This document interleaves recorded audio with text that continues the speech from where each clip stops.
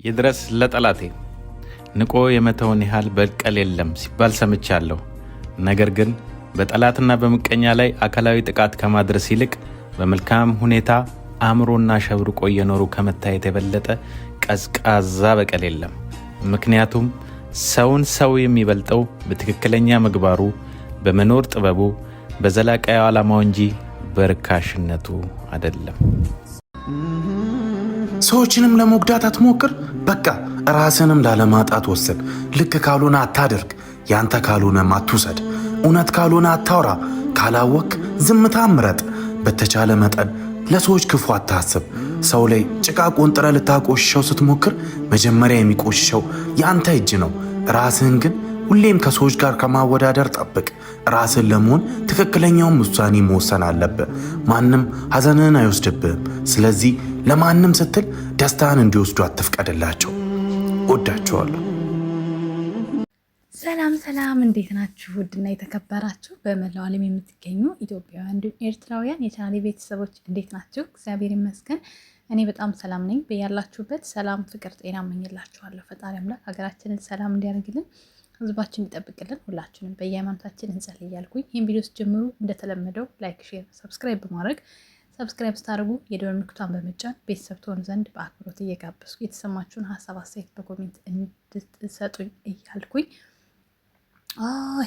በነገራችን ላይ ማለት የወሬ ጥማቴ ነው፣ የእናንተ ናፍቆት ነው እንጂ ራሴን በጣም አሞኝ ነው የማወራው ማለት ነው። እና እንዴት ናችሁ? ደህና ናችሁ አላችሁ? የነባ እህቶች የት ናችሁ?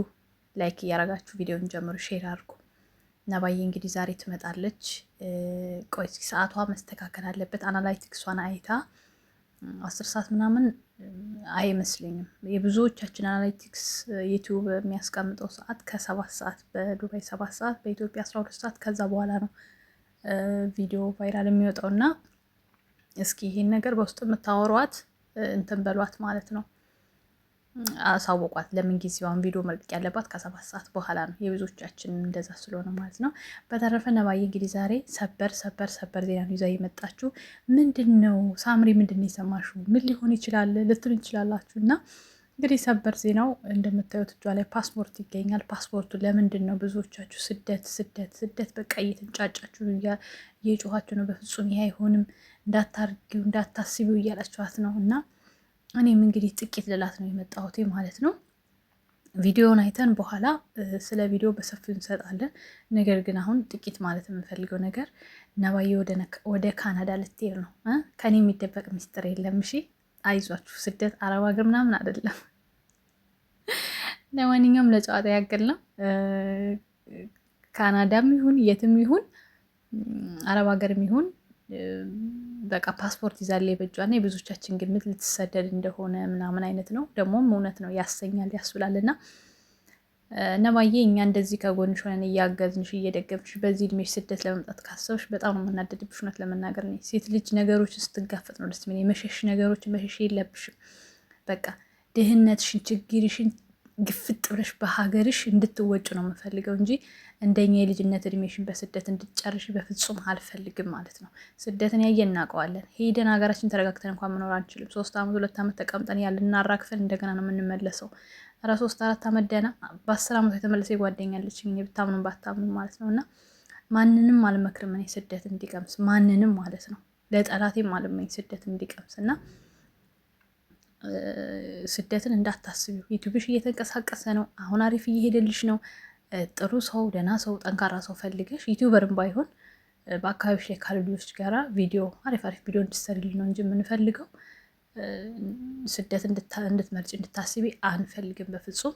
አካውንትሽ አሁን አሪፍ እየሄደ ነው። ቶሎ ነይ፣ ቶሎ ቪዲዮ ስሪ።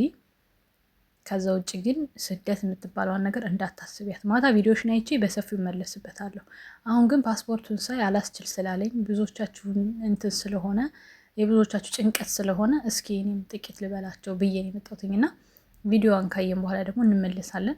እንዳያችሁት ከፊት ላይ ገስት እየሰራን ቲክቶክ ላይ እያጨበጭብ ነው እያናፈስ ነው እንገኛለን። እናንተም ከጎናችን ሆኖ ቲክቶክ ላይ በደንብ ቪዲዮ ስሩላት። ቲክቶክ በደንብ ቫይራል ከወጣ ቪዲዮቻችሁ ወደ ዩቲዩብ የመሄድ ቻንስ አላቸው።